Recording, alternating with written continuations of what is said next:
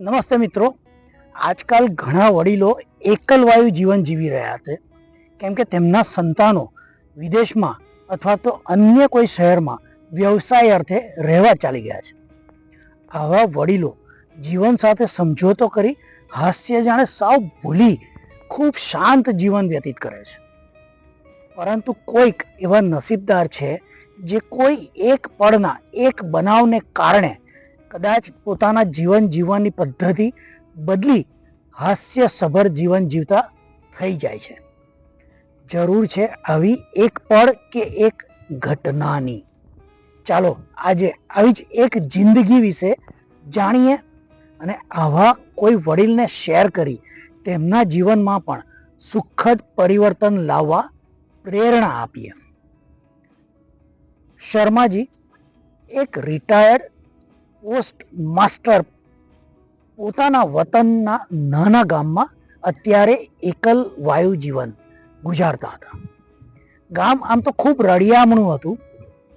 હરિયાળી ગામમાં ખૂબ છવાયેલી હતી. ગામના લોકો ખેતી અને અન્ય નાના મોટા વેપાર કરતા. ગામની અંદર એક પ્રાથમિક શાળા પણ હતી, જેમાં ગામના નાના નાના બાળકો અભ્યાસ કરતા હતા. શર્માજી એકલા જીવતા હોવાના કારણે એકદમ શાંત રહેતા.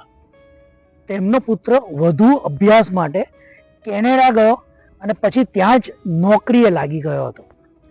તેમની પત્ની પણ અવસાન પામી હતી અને તેમની દીકરી એ પણ હવે પરણીને લંડનમાં સાસરે રહેતી. 2-3 વર્ષે થોડા સમય માટે દીકરો કે દીકરી તેમને મળવા આવતા અને પાછા ચાલ્યા જતા.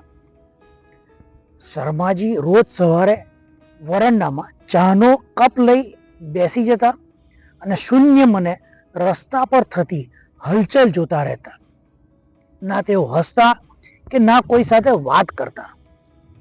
ગામમાં તેઓ એક ખડૂસ અંકલ તરીકે ઓળખાતા હતા.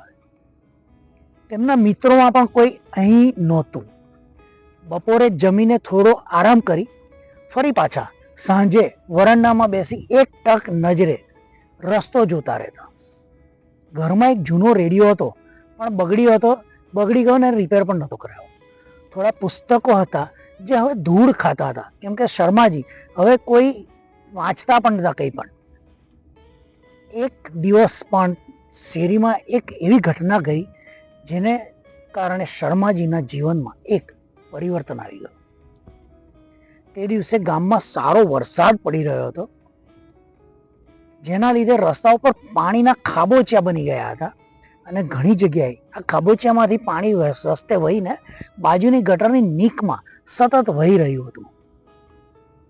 થોડો વખત પછી વરસાદ થોડો ધીમો થઈ ગયો, પણ સતત વરસી તો રહ્યો જ હતો અને એટલે પાણીનો પ્રવાહ પેલા રસ્તા પર અને ખાબોચિયામાં હજી સતત ચાલુ હતો. રજાનો દિવસ હોવાથી શાળા બંધ હતી. થોડી વારમાં શેરીમાં બાળકોનો હસવાનો અવાજ અને થોડી ચીચિયારીઓ સંભળાઈ. અનાયાસે શર્માજીનું ધ્યાન આ અવાજ તરફ, આ ચીચિયારીઓ તરફ ગયું. એમણે જોયું 5-6 નાના યુવક છોકરાઓ એટલે કે અને છોકરીઓ, જેમની ઉંમર અંદાજે 7 કે 8 જ વર્ષની હતી. તે બધા અલગ અલગ કલરના રેનકોટ પહેરી અને હાથમાં કાગળમાંથી બનાવેલી હોડીઓ લઈ હસતા રમતા શેરીમાં આવી રહ્યા હતા. શર્માજીના ઘર પાસે થોડા વધુ પાણીવાળું એક મોટું ખાબોચિયું હતું અને તેમાંથી પાણીનું વહેણ દૂર નીક તરફ જઈ રહ્યું હતું. એટલે બધા બાળકો ત્યાં આવી ગયા. આ બાળકોમાં એક નાની છોકરી જેણે ગુલાબી રંગનો રેનકોટ પહેર્યો હતો, તે એક લીડરની જેમ બોલી, ચાલો આપણે અહીં હોળીની રેસ લગાડીએ, જોઈએ કોની હોળી જીતે છે. બધા પોતપોતાની હોળી પર નામ લખી લાવ્યા હતા ને, એટલે પેલી છોકરીએ કહ્યું ગેટ સેટ ગો કહું, એટલે બધાએ પોતાની હોળી પાણીમાં તરાવી દેવાની. જેની હોળી પહેલા નીકમાં વહી જશે ને તે જીતશે. આમ કહી તેણે બધાને તૈયાર કરીને પછી જોરથી કહ્યું ગેટ સેટ ગો. આમ કહેતા જ બધાએ પોતાની હોડીઓ તરાવી અને પછી હોડીની પાછળ પાછળ ચાલવા લાગ્યા. પીળા રંગના રેનકોટ પહેરેલા છોકરાની હોડી સૌથી પહેલી નીકમાં પહોંચી ગઈ. એટલે તે એકદમ આનંદથી ઉછળી ઉછળી જીતની ખુશી દર્શાવવા લાગ્યો. અન્ય બાળકો પણ આખી રમતને લીધે ખૂબ ખુશ થઈ જોર જોરથી હસવા અને કૂદવા લાગ્યા. આ દ્રશ્ય જોઈ શર્માજી જાણે એક ભૂતકાળની કોઈ યાદમાં ખોવાઈ ગયા. તે રાત્રે તેમણે પોતાના દીકરાના રૂમમાં જઈ તેનું ટેબલનું ખાનું ખોલ્યું અને જૂનો કરચલી પડી ગયેલો ચિત્ર દોરેલો કાગળ હાથમાં લીધો અને એને જોતા જોતા ભૂતકાળમાં સરી ગયા. તેમને યાદ આવી ગયું કે કોઈ રીતે આજના જેવી જ એક સાંજે આવા વરસાદ વચ્ચે તેઓ અને તેમનો નાનો પુત્ર આવી જ રીતે કાગળની હોડી બનાવી વરસાદના પાણીમાં રેસ રમ્યા હતા. તેમને એ દ્રશ્ય નજર સામે ફરી દેખાયું, જ્યાં તેમનો નાનકડો પુત્ર આનંદમાં ચીચિયારી પાડી તેની હોડી પિતાની હોડી કરતા આગળ નીકળી ગયાની જીતની ખુશી દર્શાવી રહ્યો હતો. અને તેમના પત્ની વરંડામાં ઊભા તાળીઓ પાડી પુત્રની જીતની બધાઈ આપી રહ્યા હતા. એક ઘડી માટે તેમના ચહેરા પર પેલી આનંદની ક્ષણો વાળું સ્મિત આવી ગયું. બીજા દિવસે પણ ગામમાં વરસાદ ચાલુ હતો અને શાળા બંધ હતી. એટલે પેલા બાળકોની ટોળી ફરીથી હોળીની રેસ રમવા શર્માજીના ઘર પાસે આવી ગઈ. બધાના હાથમાં રંગીન કાગળોમાંથી બનાવેલી હોડીઓ હતી, જેના પર તેમણે નામો લખ્યા હતા. પેલી છોકરી રેસ શરૂ કરાવે તે પહેલા શર્માજી રેનકોટ પહેરીને તેમની પાસે આવી ગયા અને બોલી ઉઠ્યા, હું તમારી સાથે જોડાઉં? બધા બાળકો તેમને આશ્ચર્યથી જોઈ રહ્યા. એક બાળક ખૂબ ધીમેથી બોલી ઉઠ્યો, આ ખડૂસ અંકલ શું સાચે જ આપણી સાથે રમવા માંગે છે? ત્યાં તો પેલી નાનકડી બાળકી જે આ ગેંગની લીડર બની ગઈ હતી ને, તે બોલી ઉઠી, હા, પણ જો તમારી હોડી પર તમે નામ લખેલું હોય ને તો જ. શર્માજીએ પોતાની હોડી બતાવીને કહ્યું કે જો બેટા, આ હોડી ઉપર મેં આશા એવું નામ લખ્યું છે. પેલી બાળકીએ તેમને પોતાની ગેંગની સાથે હોડીની રેસ રમવા માટે હા પાડી દીધી અને પછી બધાને તૈયાર કરી ગેટ સેટ ગો બોલી. એટલે બધાએ પોતાની હોડી તરતી મૂકી અને તેની પાછળ કૂદતા જવા લાગ્યા. શર્માજીએ પણ પોતાની હોડી ગેટ સેટ ગો બોલતા જ તરાવી અને તેની પાછળ નાના બાળકની જેમ કૂદીને દોડવા લાગ્યા. તેમને ઘૂંટણમાં દુખ્યું, પણ જૂની યાદો તાજી થયેલી હોવાથી તેઓ આનંદમાં આ બાળકો સાથે રમવા લાગ્યા.